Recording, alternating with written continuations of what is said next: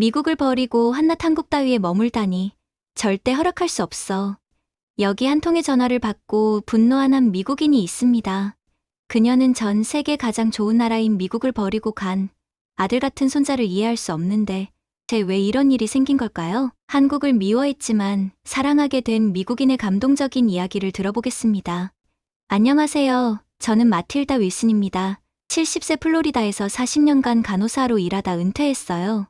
전화벨이 울린 그날, 저는 제 인생이 뒤집어질 줄 몰랐습니다. 할머니, 중요한 얘기가 있어요. 브랜드는 어릴 적 사고로 잃은 저희 아들의 하나뿐인 자식이에요. 가장 아끼는 손자였죠. 한국에 교환학생으로 1년만 갔다 올 예정이었어요. 한국에서 계속 살기로 결정했어요. 그리고 결혼도 할 거예요. 브랜드는 차분히 이야기했어요. 순간 귀를 의심했습니다. 브랜든이 미국을 떠나다니. 게다가 아시아로 영원히 가다니. 무슨 말도 안 되는 소리니. 내 집은 여기야. 우리 가족은 5대째 플로리다에 살아왔어요. 아무도 고향을 떠난 적이 없었죠. 그런데 브랜든이 가문의 첫 이탈자가 된 겁니다. 할머니, 지연이라는 제 인생의 반쪽을 여기에서 만났어요. 축복해주세요. 그의 단호한 목소리에 가슴이 아팠어요. 제 소중한 손자가 낯선 아시아 여자와 결혼한다니 상상조차 할 수 없었습니다. 솔직히 한국에 대해 아는 건 없었어요. TV에서 아직도 휴전 중인 국가라는 것. 그런 나라에 제 소중한 손자를 살게 할 순 없었어요. 우리 가문을 제 가장 사랑하는 손자가 버린 거예요. 한참을 울고 있는데 옆집 제인이 저희 집으로 들렸습니다.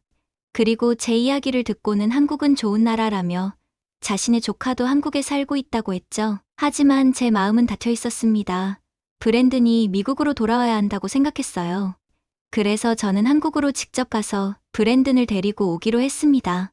브랜든은 제 진짜 의도를 모른 채 제가 간다는 소식에 기뻐했습니다. 저는 손자를 되찾기 위한 계획을 세우기 시작했어요. 한국 여행을 준비하며 인터넷 검색을 시작했어요. 전쟁, 휴전, 인터넷에서는 온갖 무서운 이야기들을 쏟아내고 있었죠. 마틸다 괜찮겠어? 넌 플로리다를 벗어난 적이 없잖아. 게다가 한국은 안전하지 않다고 했어. 아시아 국가라면 후진국이잖아. 또 다른 친구 샌디가 걱정하며 말했어요. 그래, 브랜든이 잘못된 선택을 하는 것을 보고 있을 수만은 없어.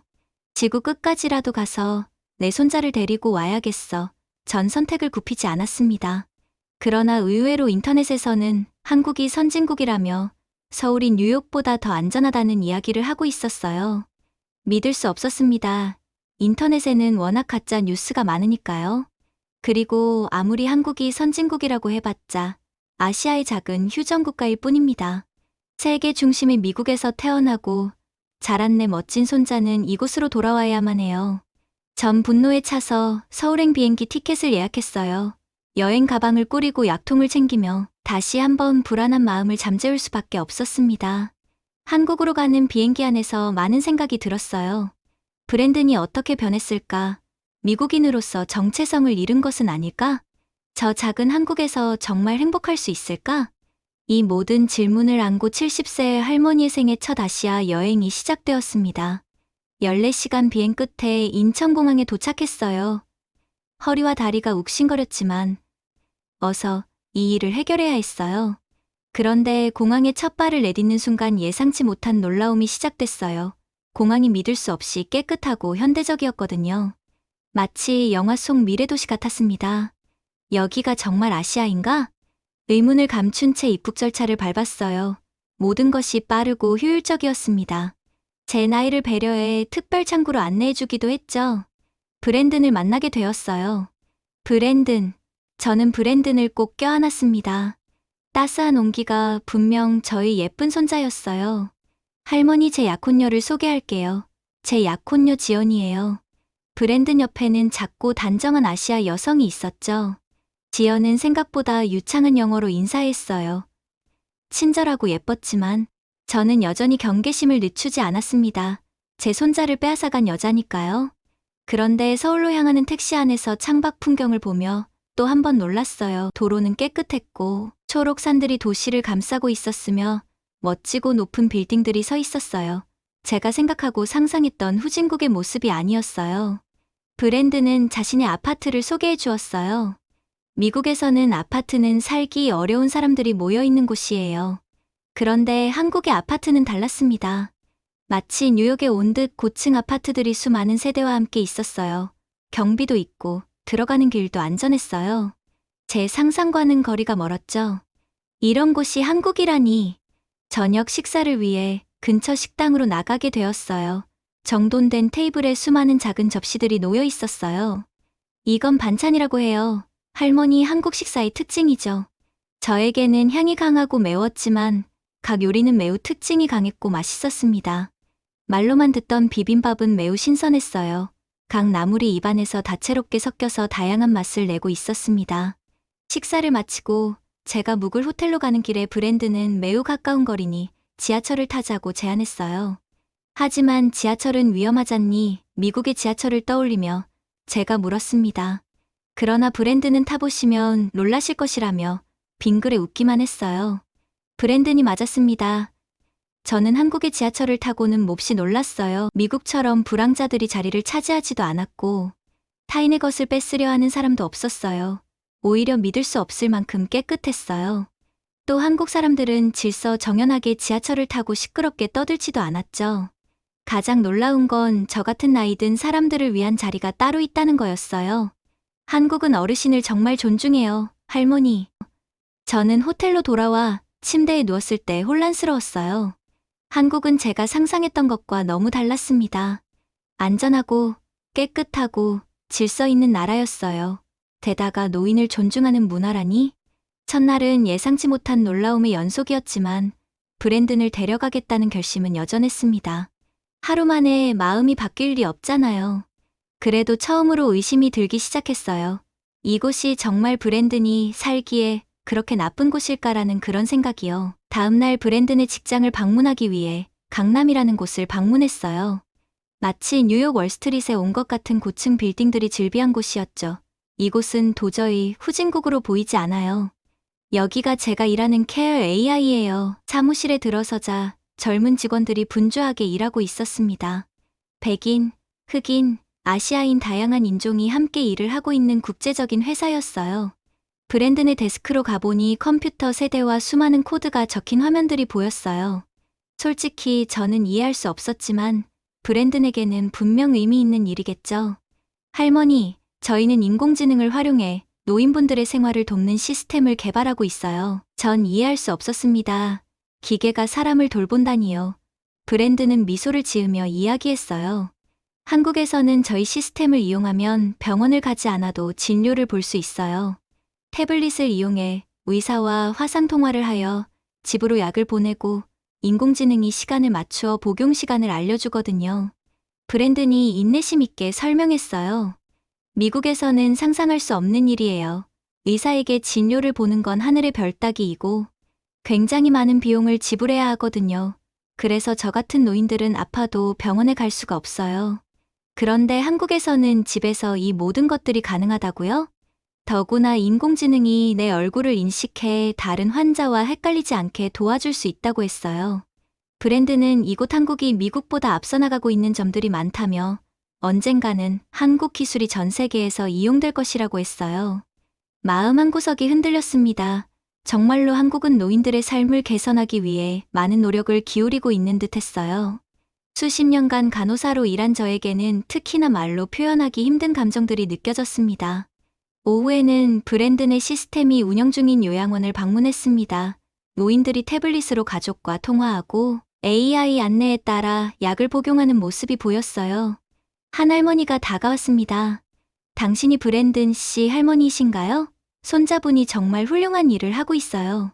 브랜든이 개발하고 있는 이 시스템들 덕분에 편안한 노후를 보내고 있어요. 가슴이 뭉클했어요. 브랜든의 일이 실제로 사람들의 삶에 긍정적인 변화를 가져오고 있었습니다. 한 가지 의문이 떠올랐습니다. 왜 브랜든은 미국에서 이 시스템을 도입하지 않는 걸까요? 브랜드는 아직 미국의 의료 시스템이 다르고 기술 도입에 있어 규제가 심하기 때문에 어렵다는 답을 주었습니다. 돌아오는 길은 침묵이 흘렀어요. 브랜드는 단순히 한국에 매료된 것이 아니었습니다. 그는 가치 있는 일을 하고 있었고 한국은 그 일을 할 수 있는 환경이 조성되어 있던 거예요. 문득 지연과는 어떻게 만나게 되었는지 궁금했습니다.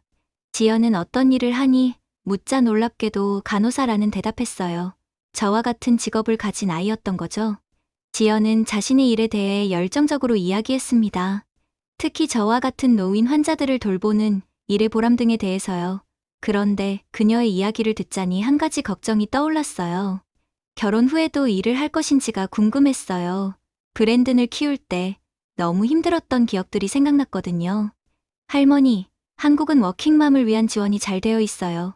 육아휴직도 보장이 되고 어린이집도 많아서 엄마들도 일하기 좋아요. 한국은 선진국이 맞았어요.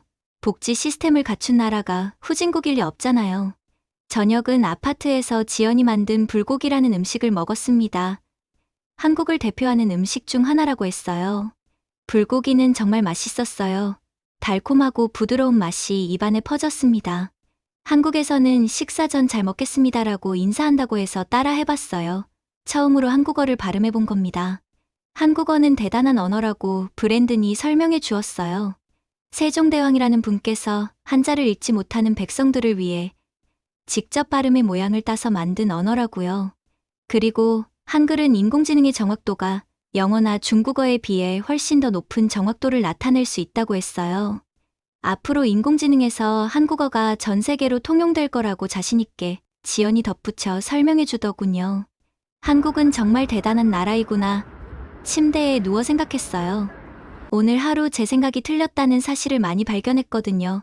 한국이라는 나라는 생각보다 훨씬 발전해 있었고 복지도 잘 이루어져 있었어요. 지연도 생각보다 훨씬 다정하고 똑똑한 사람이었고요. 미국으로 돌아가자고 설득하는 게 정말 옳은 일인지 처음으로 진지하게 의문이 들었습니다. 하지만 아직 결론을 내리기엔 이르다고 생각했습니다. 내일은 지연의 가족을 만날 예정이었거든요. 그들은 어떤 사람들일까? 브랜든이 정말 이곳에서 행복할 수 있을까? 이 모든 의문의 답을 찾아야 했습니다. 오늘은 지연의 가족을 만나는 날이었어요. 설레는 마음과 동시에 걱정도 되었습니다. 한국은 폐쇄적인 나라라던데 저를 어떻게 대할지, 어떻게 받아들일지 알 수 없었으니까요. 택시를 타고 서울 외곽의 한 주택가로 향했습니다. 고층 아파트가 많은 도심과 달리 이곳은 조금 더 전통적인 분위기였어요. 크진 않지만 깔끔한 주택들이 모여있는 동네였습니다. 지연의 부모님 집은 아늑한 2층 주택이었어요. 문 앞에 도착하자 50대 부부가 밝은 미소로 우리를 맞이했습니다. 어서 오세요. 지연의 어머니는 단정한 모습으로 반갑게 인사했어요. 걱정한 시간들이 무색할 만큼 지연의 부모님은 유창한 영어와 밝은 미소로 저를 대해주었어요. 저를 배려하기 위해 미국 전통 음식들까지 준비한 모습들을 보며 마음 한구석이 따스해졌습니다. 식사 중에 지연의 아버지가 작은 상자를 건네며 조심스럽게 말을 꺼냈어요. 마틸다, 우리 지연과 브랜든이 결혼하게 되면 저희도 한 가족이 되는 거예요. 이건 한국의 방문을 환영하는 선물입니다. 놀랍게도 그 상자 안에는 반지 하나가 들어있었어요. 옷반지라고 하는 한국의 액세서리였죠. 푸르른 빛이 아름다운 반지였습니다. 한국의 결혼식 때는 한복을 입게 되는데 한복에 아주 잘 어울리는 반지라고 했어요. 지연의 어머니가 제 손을 꼭 잡았어요. 마틸다, 우리는 가족입니다. 함께해요. 그 순간 눈시울이 뜨거워졌습니다. 그들은 저를 진심으로 가족으로 받아들이고 있었어요.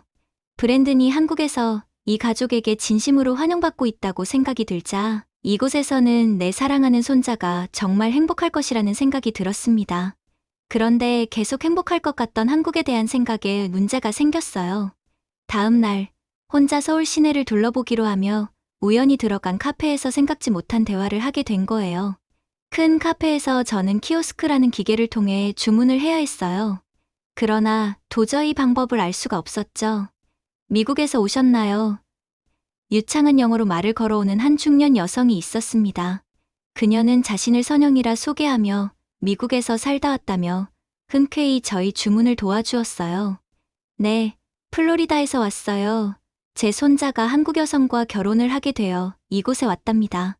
그 순간 선영의 표정이 미묘하게 변했어요. 한국은 외국인을 배척하는 나라예요. 다른 나라 문화를 받아들이지도 존중하지도 않죠. 그녀는 쉬지 않고 불만들을 토해내기 시작했어요. 그녀의 말에 가슴이 조여왔어요. 지연의 가족은 따뜻했지만 혹시 표면적으로만 그런 건 아닐까? 결혼 후에 달라질 수도 있지 않을까? 제 친구 딸도 미국인과 결혼했는데 결국 이혼했어요. 문화적 충돌이 너무 심했거든요. 선영 씨가 계속 말했습니다. 손자분이 한국어를 잘하나요? 언어 장벽은 정말 큰 문제예요. 특히 가족 모임에서 항상 외톨이가 되기 쉽죠. 카페를 나와 호텔로 돌아오는 길, 마음이 무거웠어요. 선영 씨의 말이 계속 머릿속에 맴돌았습니다. 저녁을 함께 하기 위해 만난 자리에서 저는 더 이상 기다릴 수 없어 지연에게 물었어요. 지연, 한국에서 결혼한 국제 커플들이 겪는 어려움은 없나요? 문화적 충돌로 인해서요. 눈치 빠른 브랜든과 지연은 서로를 바라보더니 저희 손을 잡고 말했어요. 물론 어려움들이 있겠죠, 할머니. 그렇지만 중요한 건 저와 지연을 어려움을 헤쳐나갈 자신이 있고 도와주실 분들이 있어요. 흔들리지 않는 눈빛으로 브랜드는 이야기하지만 선영 씨가 심어놓은 의심은 여전히 의문으로 마음속에 남아 있었어요. 결국 잠들기 전 인터넷으로 한국에서의 국제 결혼에 대해 찾아봤어요. 물론 문제점도 많았지만 성공 사례도 있었습니다. 미국인 남편과 한국인 아내의 행복한 결혼 생활을 기록하고 있는 부부들의 모습도 찾아볼 수 있었어요.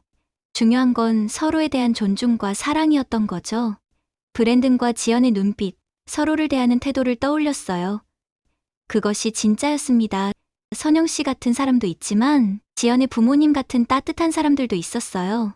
어쩌면 결혼 생활의 성공은 어느 나라에 사는지보다 함께하는 사람들의 마음에 달려있는 건지도 모릅니다.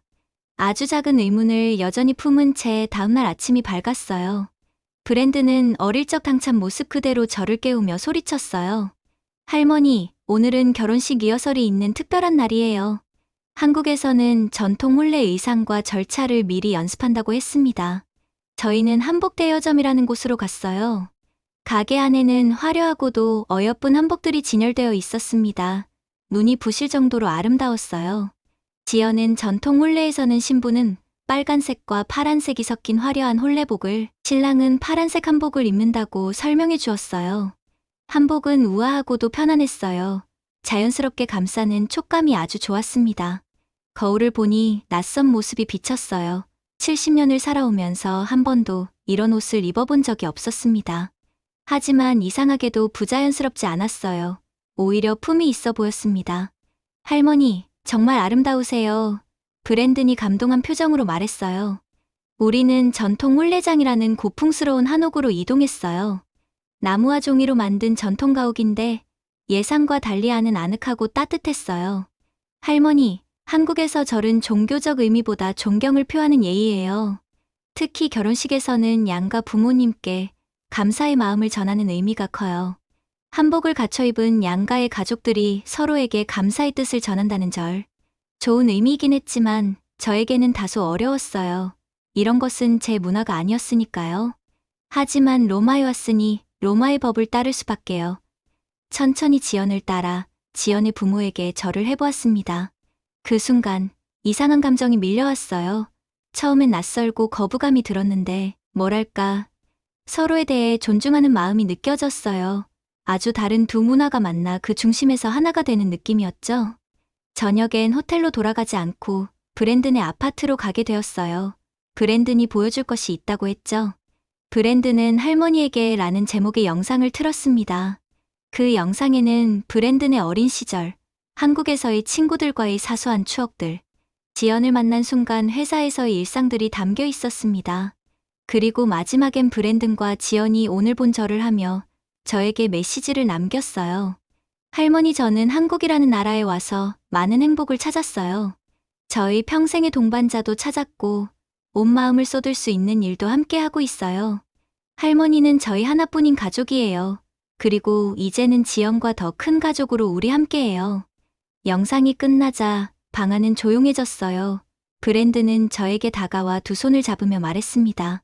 할머니, 저는 할머니께서 저를 미국으로 데려가고 싶어 하시는 걸 알고 있어요. 하지만 그럼에도 할머니께서 한국으로 와보시길 바랬습니다. 제가 여기서 얼마나 행복한지, 제 삶이 얼마나 의미 있는지 봐주셨으면 했거든요. 저는 눈물을 닦으며 말해주었어요. 브랜든, 내가 틀렸던 것 같구나. 너는 한국에서 정말 행복해 보여. 그리고 한국은 내가 생각한 것보다 훨씬 더 안전하고 좋은 나라야. 브랜든이 저를 따뜻하게 안아주자 지연도 함께 저희를 안아주었어요. 정말로 이 순간 우리는 문화와 국경을 넘어 하나의 가족으로 단단해지고 있었어요.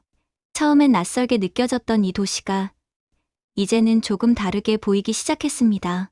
브랜든이 사랑하고 꿈을 펼치고 있는 이곳 한국. 이제는 저도 조금씩 그것들을 이해하고 있었어요. 그날 밤 저는 오랜만에 편안한 마음으로 잠들 수 있었습니다. 결혼식 날이 다가왔습니다.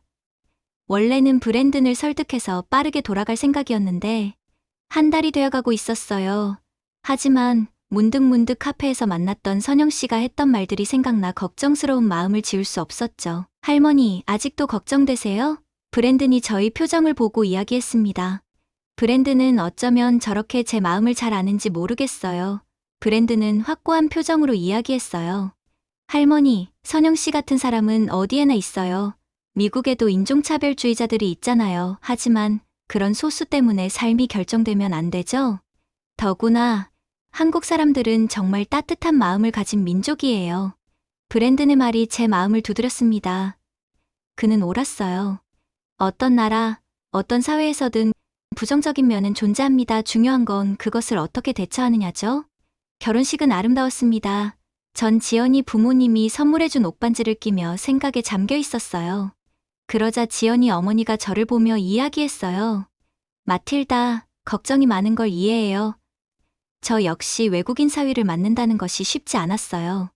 하지만 저희 가족은 이제 온전히 브랜든을 가족으로 맞이할 준비가 되어 있어요.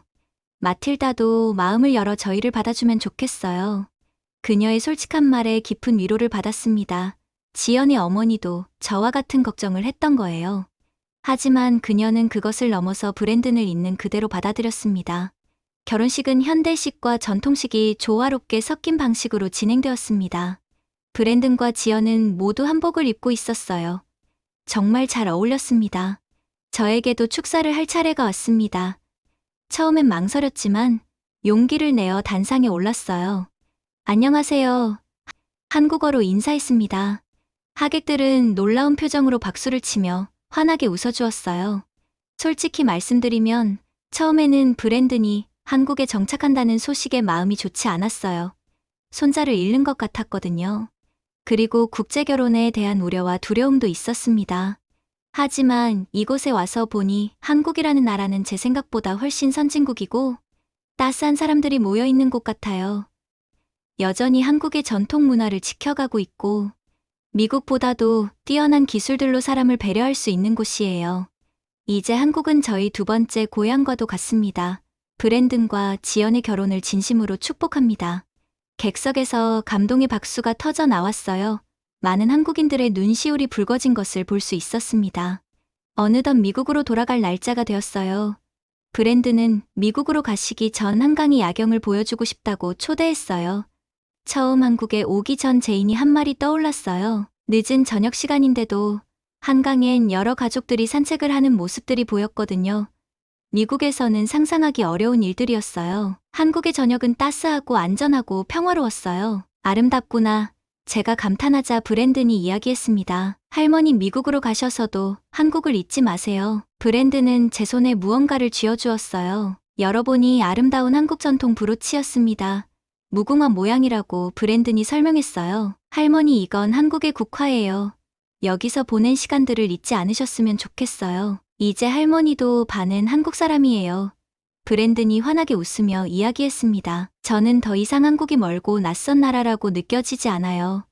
한 달 전 분노와 두려움으로 한국행 비행기에 올랐던 저는 이제 완전히 다른 사람이 되어 있었으니까요. 이제는 제 가족의 일부가 사는 곳이고 언젠가 다시 꼭 돌아오고 싶은 저희 두 번째 나라입니다. 저는 다시 미국으로 돌아왔지만 저희 마음 깊은 곳에는 여전히 한국이 남아 있습니다. 오늘 이야기 어떠셨나요? 한국을 극도로 부정하고 두려워하던 한 미국인은 한국의 우수함과 따뜻함을 배워 한국을 알게 되었네요. 마틸다의 이야기에 공감하신다면 댓글로 알려주세요. 한국에 대한 따뜻한 이야기로 돌아오겠습니다. 감사합니다.